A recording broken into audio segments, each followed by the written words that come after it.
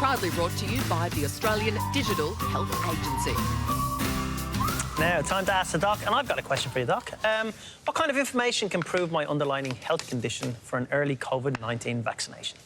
Yeah, so I guess we're moving now into Phase 1B, and Phase 1B, and that's probably going to change very quickly, but Phase 1B is all to do with you being of a certain age, so over the age of 70, or if you have some underlying medical conditions. So within your My Health record, which is that online filing cabinet that we have where we can start putting in all our information, including our past medical history, which is those underlying medical conditions from visiting your GP, you might be seeing a specialist, it might even be your pharmacist or other healthcare professional that can put that information into your My Health record. Then that can be used by your healthcare professional to decide whether you tick those boxes, the eligibility for you to be a part of Phase 1B. And I think ultimately the whole idea here is starting to move to a place where your health information isn't sitting in filing cabinets or the bottom of kitchen drawers or in, you know, scribbled down on paper, and starting to put it into a nice, secure online space where it can be accessed to make decisions, such as in the case of a global pandemic, for vaccination.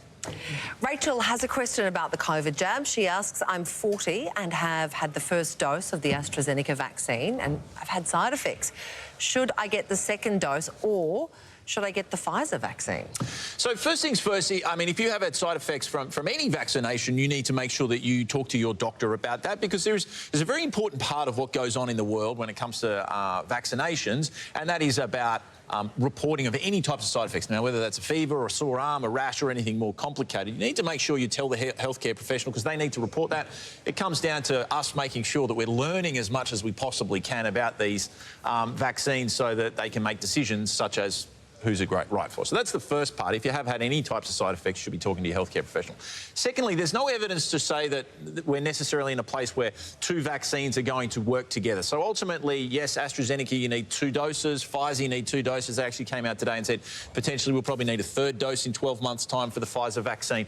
They work in different ways to get your immune system to recognise COVID-19 to make you immune. So at the moment, it's not about having 2 separate doses. I can understand where you might be concerned because you're under 40 and you've had the AstraZeneca. Again, I think this is where you have to take the conversations you're having with your healthcare professionals really seriously in this space. They're the ones best equipped to be able to hunt down the best information and make those decisions for you. But right now, it's not as simple as you deciding that you're now going to go and get the Pfizer vaccine. Okay, it doesn't work like that. Yeah. Okay. Michelle has asked, if you're in reasonable health after a long run, like a half a marathon, what is a reasonable rest or recovery time?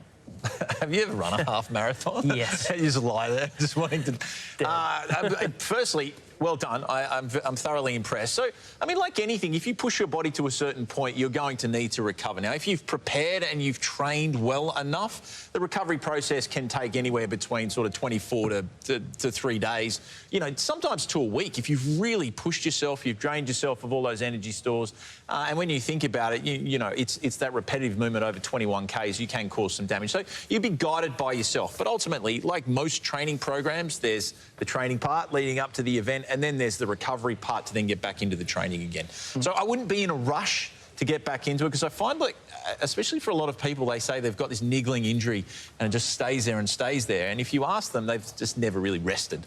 So, you know, a short-term injury can turn into a long-term injury if you don't give it enough rest and recovery. So what I can say is rest is extremely important, no matter whether you're running half marathons or, you know, you just decide to get up and go for the first walk in a long time. Yeah.